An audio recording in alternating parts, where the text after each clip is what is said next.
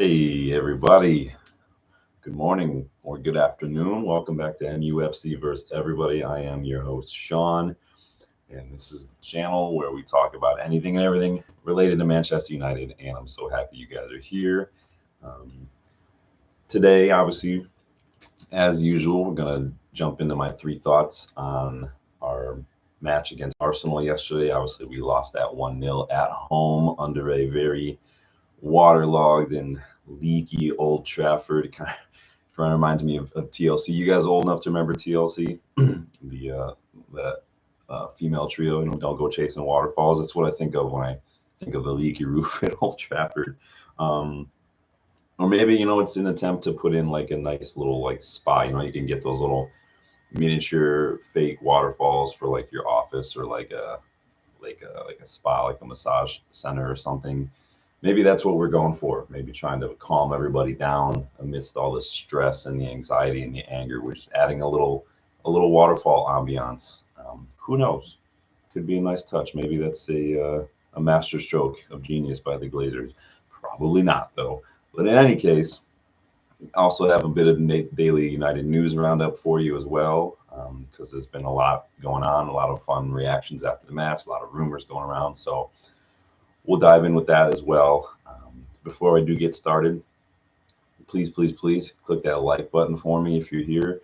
I got the live chat open for anyone who's joining me this morning. You want to go ahead and share your thoughts and opinions and comments on the match, on the news as we go along. I will be sure to read those out.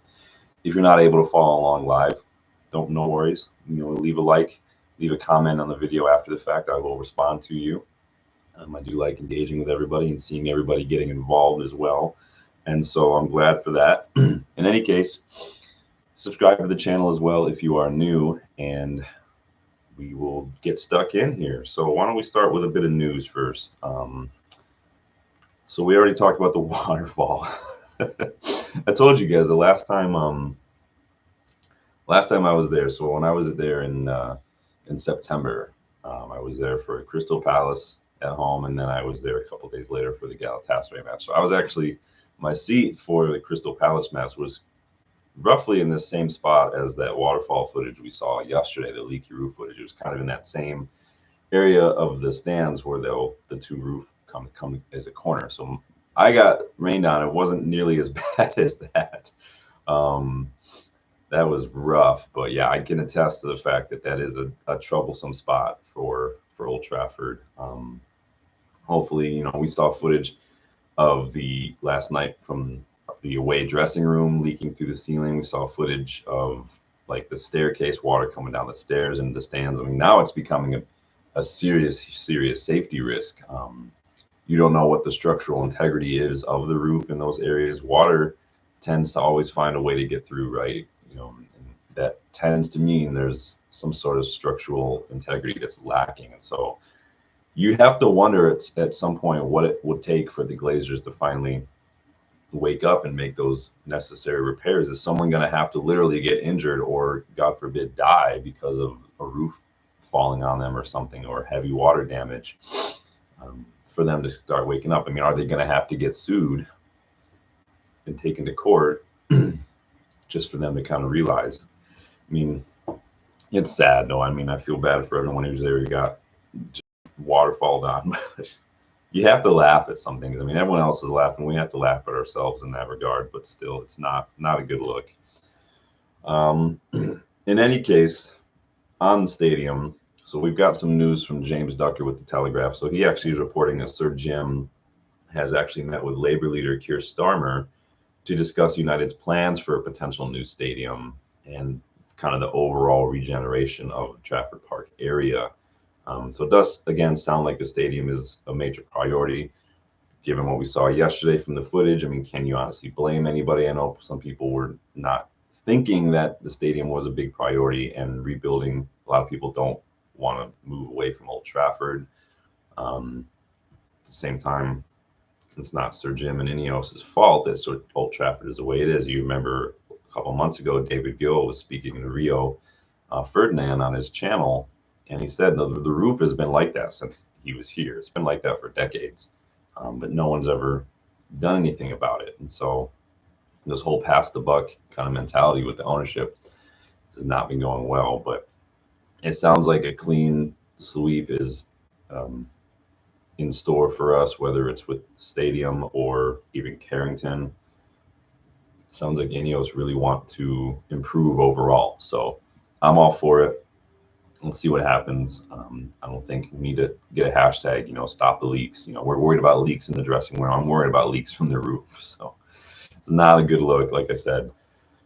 Um, Following the match, so obviously Wayne Rooney was there yesterday doing some commentary with Roy Keane. So Wayne Rooney had some pretty damning things to say about United squad yesterday. He was speaking with the Athletic, and so he said, if we look at the injuries they picked up, some of the players can play 100%.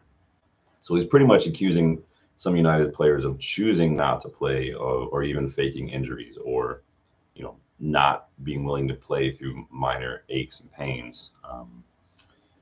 On Ten Hag's post-match comments about attitude improvements being a major factor in our performance, because again, like I said yesterday, it was a better performance. So Wayne also commented, if I see my manager saying that, then there's no way I just let that ride until the end of the season.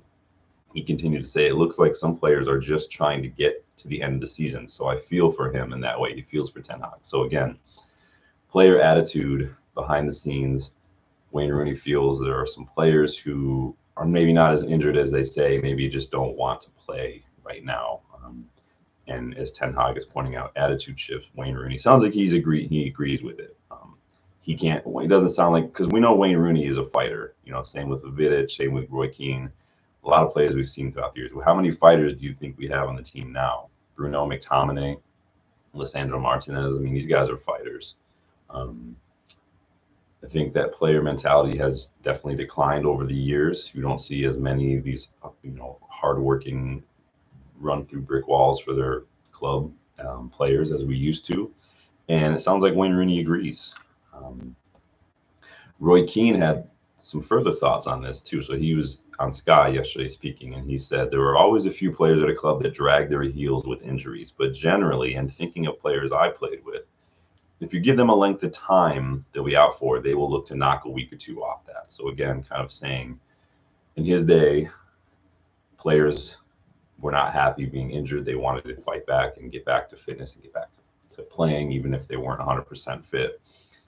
He continues and said, sometimes when it is a certain time of the season or players are lacking confidence, they are not in a hurry to get back in the team. So maybe just, again, maybe alluding to the fact that we got the last few matches to go, not a whole lot else to play for. Maybe some of these players have kind of just checked out already. And how many, I mean, we've said that many times about some players. I mean, we're talking about Casemiro last couple matches. He has looked like he's already picking out, condos in the Saudi area.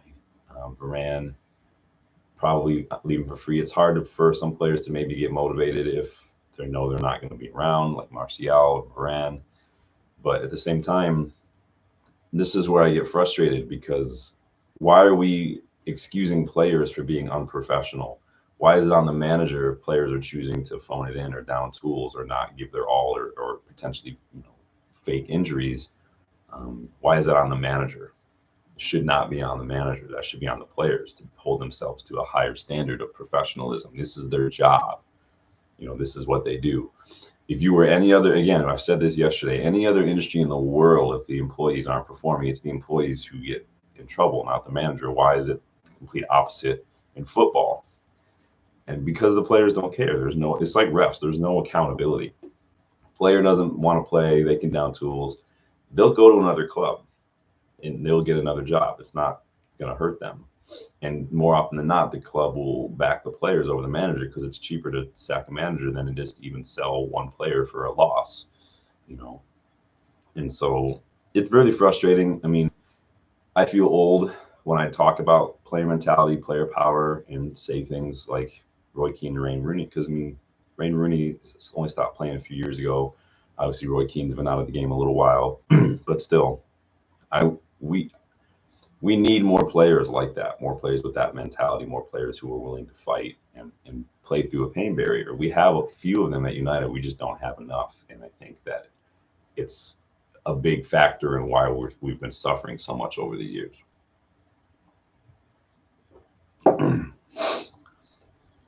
moving on, regarding some of the recent performances and kind of just the state of things, Adam Crafton in The Athletic is reporting that United has canceled its end of the season awards dinner. So, usually we have an awards dinner. The players show up with their significant others, manager, coaches are there, and they kind of go through the season and give out some awards. We've seen a lot of those.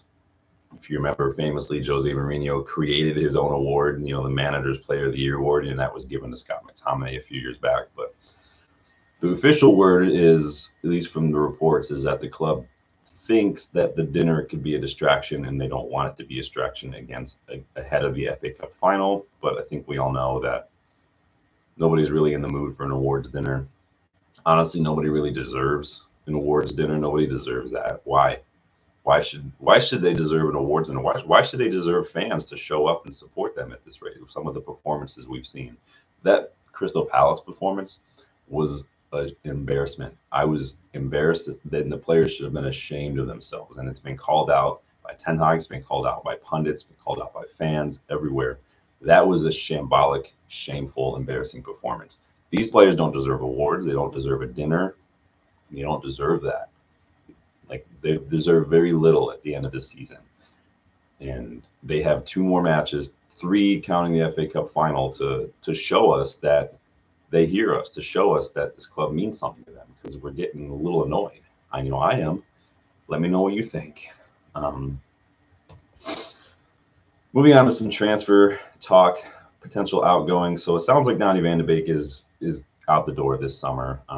Obviously, we spoke yesterday. Eintracht Frankfurt are not exercising his buy option in their loan, and he's actually in the Netherlands right now, recovering from an Achilles injury that he picked up this season. His season's pretty much done.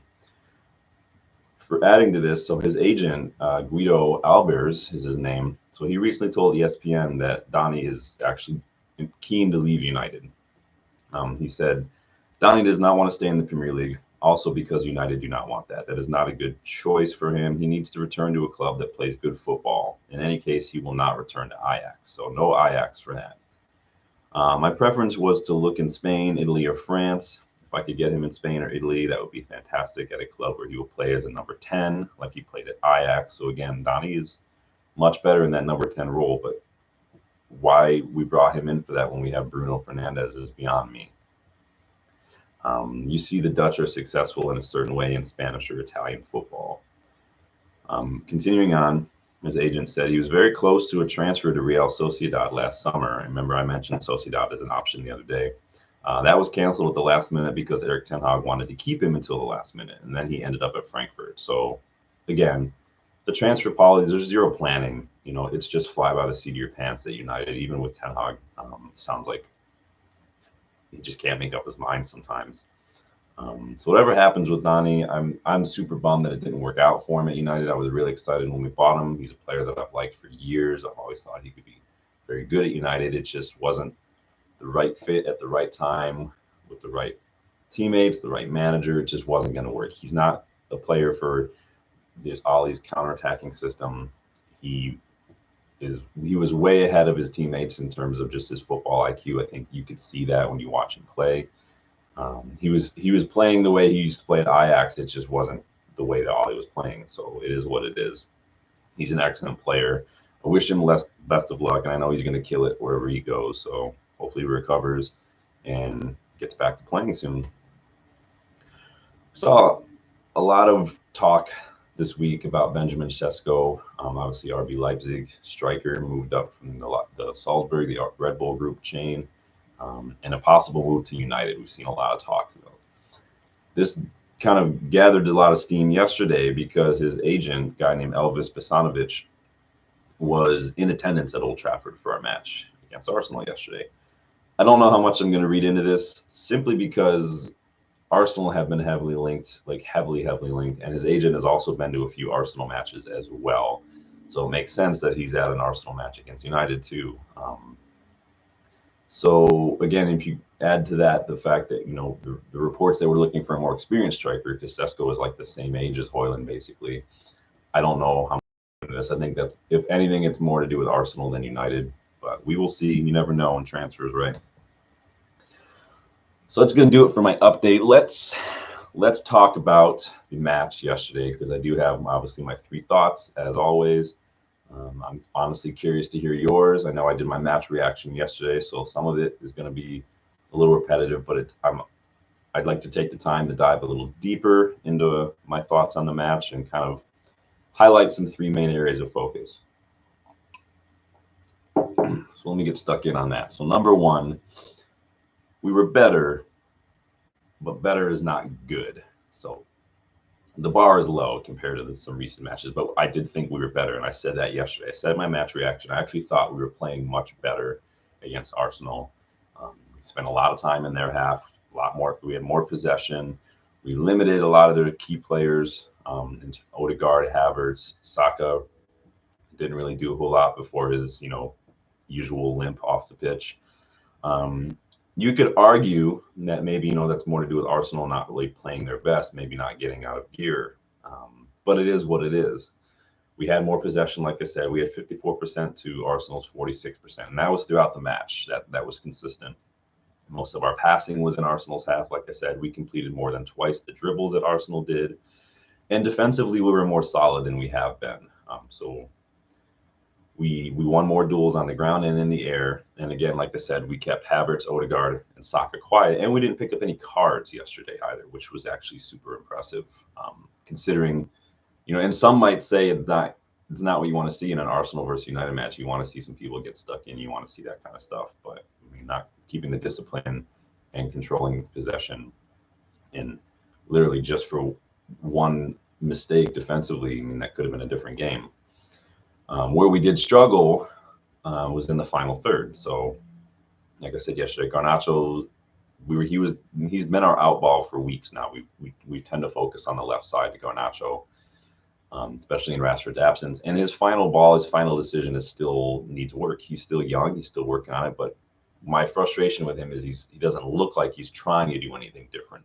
We saw glimpses of it a few months ago when there was a lot of that talk about Højlund not getting service, and then we saw in the next few matches more balls went into the box to Højlund after that, and he was getting some goals. So we saw that he can do it. It's not been happening on a consistent enough basis.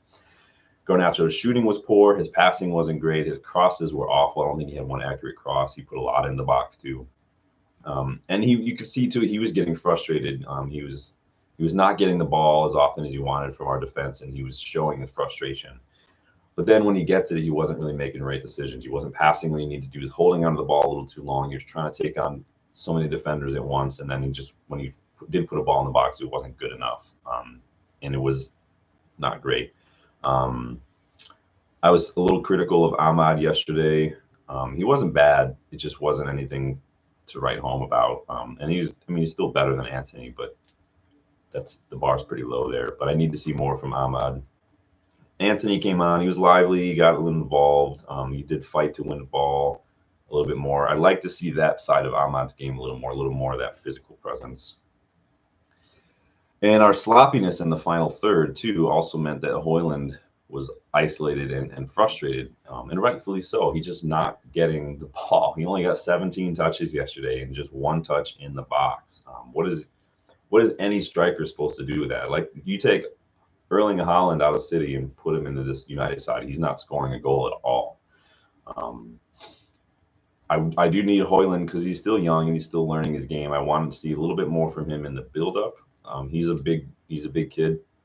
I want to see him use his size a little bit more, especially when he's got his back to goal. I don't think that that's his game, and I wish we would stop playing like that. I wish we would stop trying to fizz these balls into him and expect him to control him when he's up against guys like Saliba and Gabriel or like Van Dijk, because that's not his game. Højlund is physical, yes, but he's also very fast and he's very good with the ball at his feet on a dribble. We need to try to play a little bit more into the channels and stop trying to give it to him so he can give it to someone else, and stop necessarily trying to just put crosses in necessarily. We need crosses in, but I think we should rely more on his pace as well and his ability to play off the shoulder. I want to see a little bit more movement, but I also want to see him use his body a little bit more. Because he's not winning any ground duels. He only won one aerial duel. And granted, yesterday he went up against the best defense in the league as a young striker, so it's hard to be a little too harsh on him in that regard, but I want to see development from these young players. I want to see them take areas of weakness in their game, and I want to see them actually working on those areas. Otherwise, it's just going to be the same cycle over and over again. So that comes down to coaching. But in Hoyland's case, it's also going to come down with having an experienced striker to learn from and to teach him. And we don't have that. Overall, like I said, we were better, still not good. We were better than we've been in the last few matches for sure. But the distance that we have to go to get what we need to be is very clear. In comparison to like Arsenal or even City, like you can see the gap in terms of the quality and the development in the squad. Aside from that one sloppy mistake in defense, so Dalla was kind of caught out of position. Evans too slow to make impact on that play, and Casemiro was a bit at 6s and 7s and we conceded that little almost like a cutback, but it was just a simple little tap in because nobody was there. Aside from that, it could have been a very different match. And if we just been a little bit more clinical in the final third, we could have actually gotten something from that match. It was getting a little frustrating. I know I previewed the match and predicted a 3-1 loss with Arsenal winning. It was they scored in the 21st minute, and then towards the last 10-15 minutes, we were kind of turning up the pressure a little bit, and I was actually starting to think maybe we could salvage a point from this. Maybe we could score. It just didn't happen because we're just not good enough in the final third. Problem too is, yes, we're better, but still now conceding that one goal, even just that one goal, means this is the most goals we've conceded in a season in decades. And we still have 2 matches to go. So I'm not going to wallow in that. I'm not going to sit there and use that as a stick to beat Ten Hag with, but it's not a good look. It needs to be better. I feel for him with the injuries, but again, there's an opportunity there for him to learn how to adjust a little bit, play a little bit more compact. I do think we looked better in that regard yesterday, but still, it's just not good. Number 2, no Bruno, no party, right? People can criticize Bruno Fernandes all they want to. I've seen people say he's the problem and the reason why we're struggling, which I think is just weird. The truth of the matter or not, whether you want to admit it, is when he's not on the pitch, we struggle to create chances. We just do. We had no big chances created against Arsenal. We made no chances created against Crystal Palace. Both of those matches Bruno missed. So against Palace, only Eriksen and Dalot created any chances. They only created 2 each. Whereas if you look back at like Burnley and Sheffield United, the last 2 matches Bruno played, we had 7. He had 7. We had 7 big chances created against Burnley. 4 were from Bruno, and he created 9 chances overall. Against Sheffield United, we had 5 big chances. 2 of those were from Bruno, and he created 9 chances overall. When we don't have him, and like he can do things other players cannot do. He can make passes. He can make something magical happen in the final third. He just pops up when you need him to because he can do that. We created a few more chances against Arsenal as a team. A lot of those, like some players were getting more involved in the chances created, but really no big chances at all. And the players only had like 2 apiece, some of them. So, and none of the attacking players were really getting that involved. So, like him or not, Bruno is our main creator.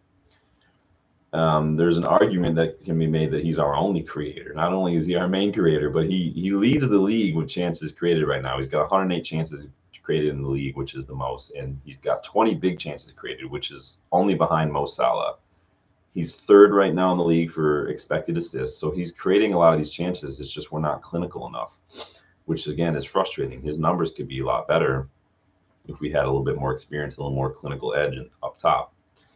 Relying on Garnacho and McTominay yesterday to create chances in Bruno's absence was just an exercise in futility. What is McTominay going to do? He can't pick a pass. We saw instances yesterday where the pass was on, but he knows in his mind, McTominay, that he can't do it. So he doesn't even try, and then the attack breaks down. And we can't carry players like that. We just can't do it. They can't be relied upon in those moments. We need players who can actually do these things. So let's hope Bruno can return soon. I was half expecting to see him on the bench at least, given Ten Hag's pre-match comments a couple of days ago, but it is what it is. We can't afford to drop points. I know I've said that many, many times now, but we can't, and we need Bruno to create these chances. We need people to put them away. We need Garnacho to do better in front of goal. We need Højlund to do better in front of the goal. We need our defense to be switched on the entire match and not get caught out of position, not get done by runners getting a simple cutback from the byline. Like these are simple things that we need to improve upon. You guys so far? I'm gonna take another drink because that was really good.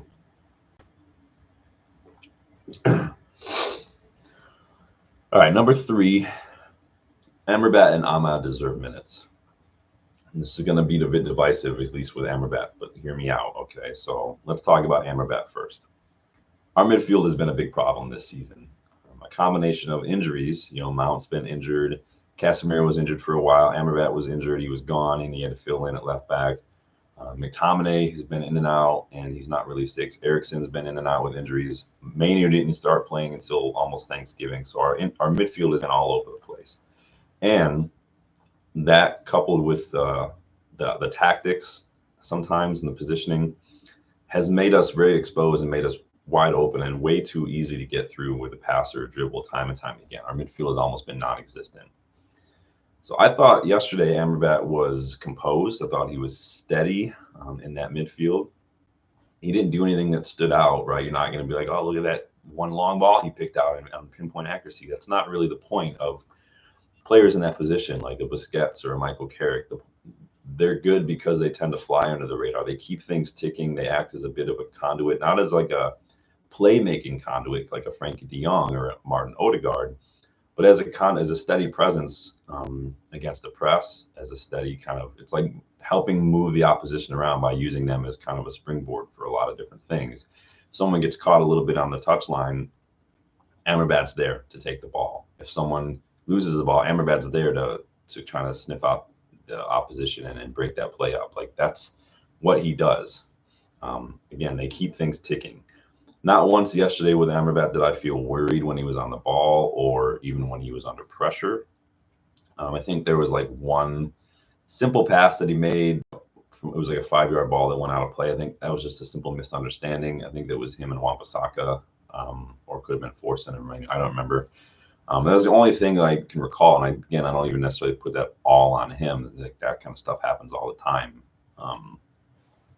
Things were moving through Amrabat in midfield, and his presence and his bit of that physicality did allow Mainu a bit more freedom. And Mainu's been kind of forced to play 2 roles a lot with like Eriksen in midfield next to him, or McTominay, who doesn't have that football IQ or a lot of that ability on the ball.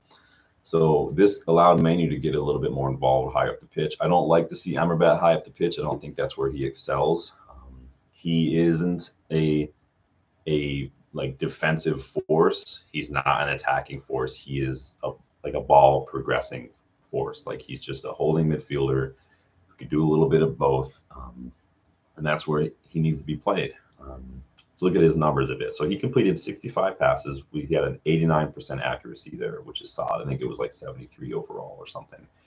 15 of those passes were into the final third as well. So he's moving the ball. Like I said, at Fiorentina, he's a ball progressing midfielder. He moves the ball and he gets it forward.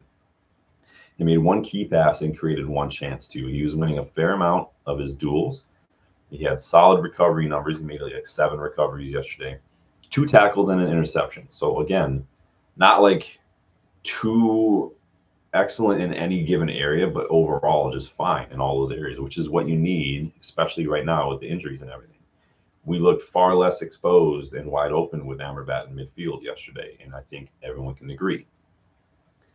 And the final third, like I said, he's never going to be a Bruno or a Kevin De Bruyne. That's not his thing, but he's a steady presence in midfield, and he's better than a lot of the other players have been in that position. We started Eriksen the other day, pretty much non-existent. McTominay is a ghost. Casemiro's been a liability. Mount's been injured. So I think Amrabat has done fine, which is why it's so strange to me that Ten Hag hasn't been playing him more. He was a priority signing for Ten Hag. Obviously, remember we identified him early in the summer, and then we ended up having to bring him in on loan late in the window, pretty much, and I mean like deadline day late on loan, which meant once again no preseason for him. A couple matches in the season have already gone, and then he had some injuries. We played him at left back. With our injuries, that's where he was forced to play out of position, like we've seen many players do. He was at AFCON, and then it just hasn't gotten rolling for him. But I think a big part of that is Ten Hag just not giving him a string of matches. You need matches.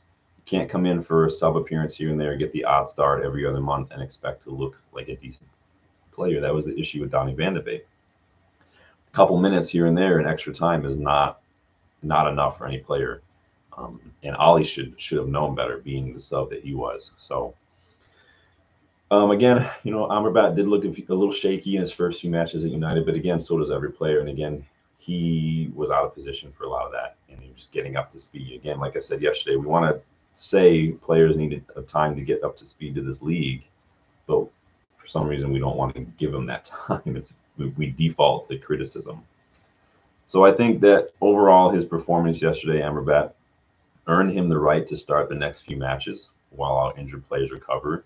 If for nothing more than he shores up that midfield a lot more than what we've seen. And I think that it was noticeable, and I think that he deserves to start.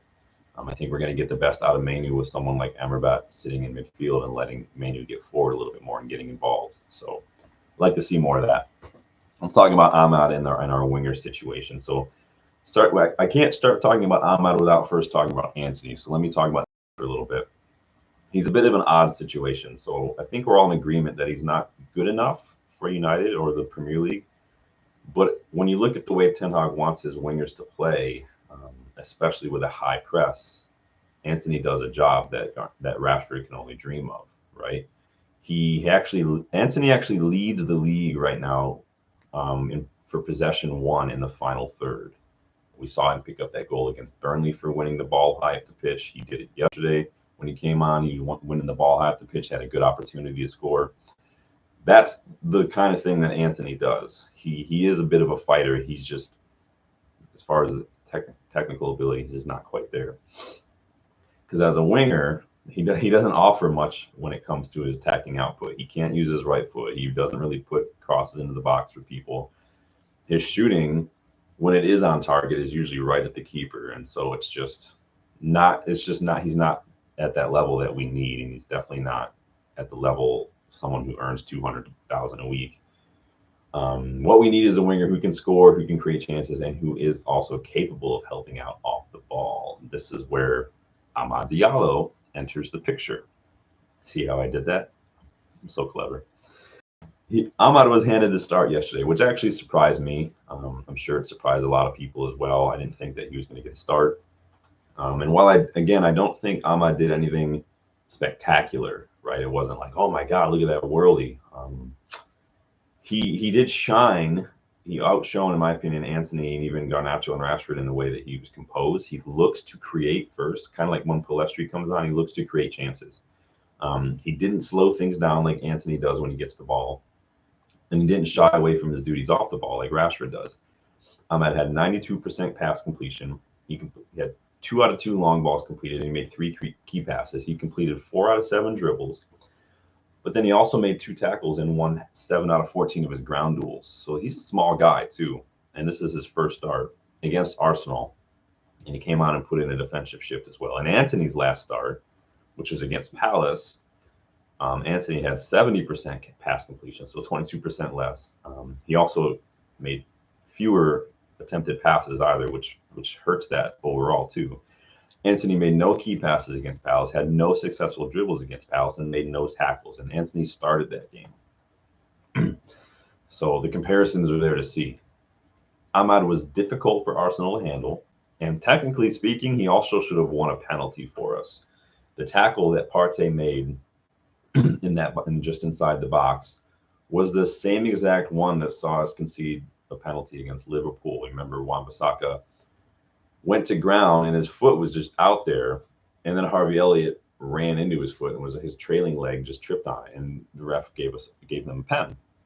Same exact situation yesterday. We should have had a penalty for that. So again, the problem is not, do I think that nature of that tackle is a pen? No, I think it's a very soft, if you call it a pen, but that's not the point. The point is the inconsistency. If you award a pen for it in one match, then you have to award it every single time it happens in subsequent matches, or else it just looks a farce, and that's what it did. But getting into that position, Ahmad his dribbling was on point, his close control was on point. He was fast, and he diced a couple Arsenal players before Partey came sliding in, and which is what we want to see. I like that. He showed why he deserves more matches, and Ten Hag seemed to agree because he did have some thoughts on Ahmad after the match. He said, I think Ahmad deserved it, his start, and there's still a lot of competition in that position. Ahmad did pick up a knock, though, so Ten Hag was asked for an update on that. And he said, no, not yet. It's obviously a knock, and of course, he didn't start at all, so it's his first start. He did well, very bright, very confident. Ten Hag said, I also thought there was a reason that in the end he was out of fitness and came off. We have to see tomorrow what it is. And then Ahmad shared himself a bit of an update after the match. He said, the knee in the first half bothered me in the second half. Otherwise, I'm fine. So good news there. It's not too serious, just a bit of knee-to-knee contact, which is going to happen in a sport where you're playing with your feet. My worry is that Ten Hag will be a little stubborn because he hasn't really wanted to play Ahmad. He obviously signed Antony. I think that Ten Hag it's going to be very telling. And it's getting to a point with Ten Hag and his stubbornness where it's causing problems for us as a club, causing problems for him as a manager, for players. I mean, it's very easy. I can very easily see Ahmad wanting to leave in the summer if he doesn't start to play more. I can see us dropping some crucial points because Ten Hag thinks that he has to start Antony because he signed him, and he'll look like an idiot if Ahmad comes in and outshines him some more. I don't know. You hope that kind of stuff doesn't happen, but we have seen it happen. And so let's just hope that Ahmad can play. We've got another match in a couple days against Newcastle. Then we finish the season this weekend against Brighton. We need 6 points. We don't have a choice right now. I say that every single video, but we don't have a choice. We need these 6 points.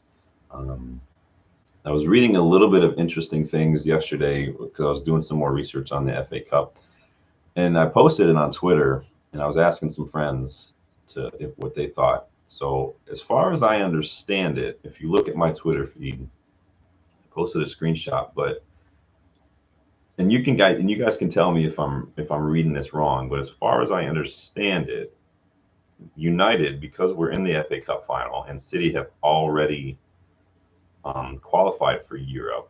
So what I posted says, if the winner of the FA Cup has already qualified for a European competition, then the Europa League place goes to the runner-up. If the runner-up also has qualified for European competition, then the Europa League place goes to 6th or 7th place, depending on who won the Football League Cup. So help me understand if I'm reading that incorrectly, but to me, that makes it sound like because United are already in the FA Cup final and we're not in Europe, that we get a Europa League spot because City are already in Champions League. Correct me if I'm wrong there. I know things have changed with formats and stuff. That article is it's updated, it's recent, so who knows? It could be old, it could be wrong altogether, but to me, that looks like that means we qualify for Europa League. But you guys correct me in the comments if I'm wrong. I hope I'm not, because would love to get to obviously we want United to be in European competition.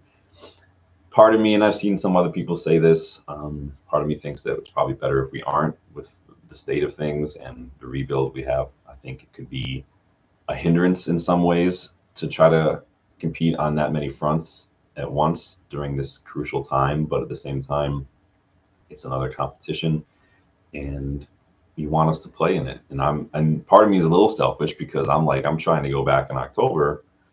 I'm trying to see more matches, especially if I can get to a league match, and then if there's a European match, that'd be great.